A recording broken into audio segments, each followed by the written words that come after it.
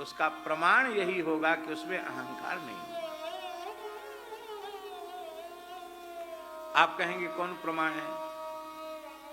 हम लोग जिन गुरुजी का वैकुंठोत्सव मना रहे हैं,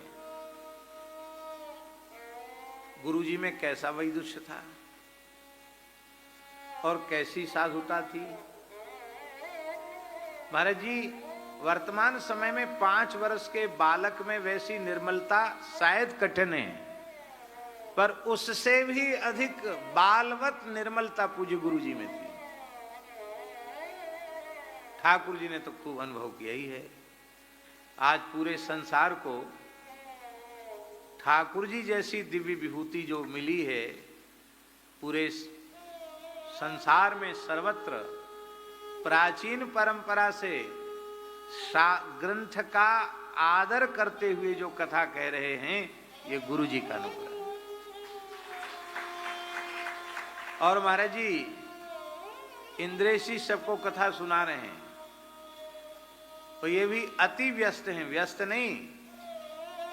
ये जब कार्यक्रम सुनाते हैं तो बस यहाँ पूरा हुआ, फिर वहां से वहां, फिर वहां से वहां, फिर वहां से वहां। ये भी गुरु जी का ही प्रसाद है, ये गुरु जी का प्रसाद है। गुरु जी अयोध्या में बड़ी छावनी में कथा कहने गए। इस समय बड़ी छावनी के श्रीमंत श्री जगदीश दास जी गुरु जी के ही विद्यार्थी, गुरु जी से पढ़ते थे भागवत जी। तो उनके गुरु जी की स्मृति में कथा कहने गए। दास भी गया, हमारे महाराज जी भी गए थे, हम उनके साथ गए। तो श्री जगदीश दास जी थोड़े विनोदी स्वभाव के हैं। उन्होंने कहा, गुरुजी, हमारे बाबा श्री रघुनाथ दास जी के विराजमान सनातन भगवान हैं, इनसे जो मांगो वो ये दे देते हैं, भंडार एकदम खुला हुआ है। तो गुरुजी ने ऐसा वस्त्र करके कहा, हमारे ठाकुर जी के एक लाला दे दो जो भागवत की कथा सुनावे।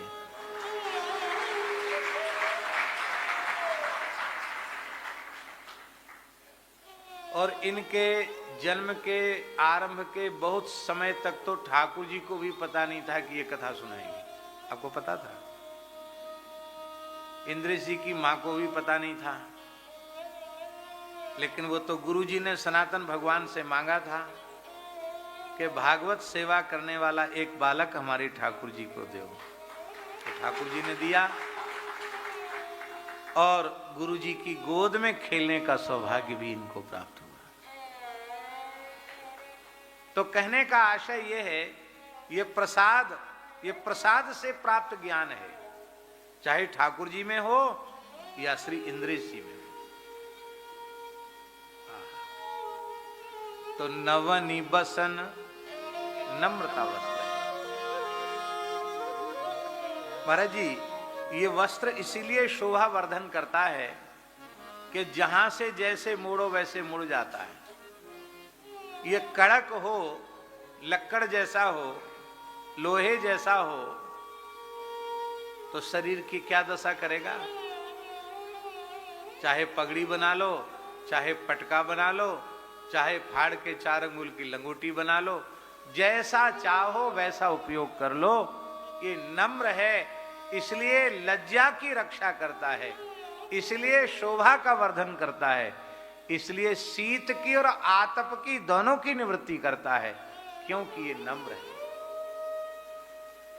नवनिबसन।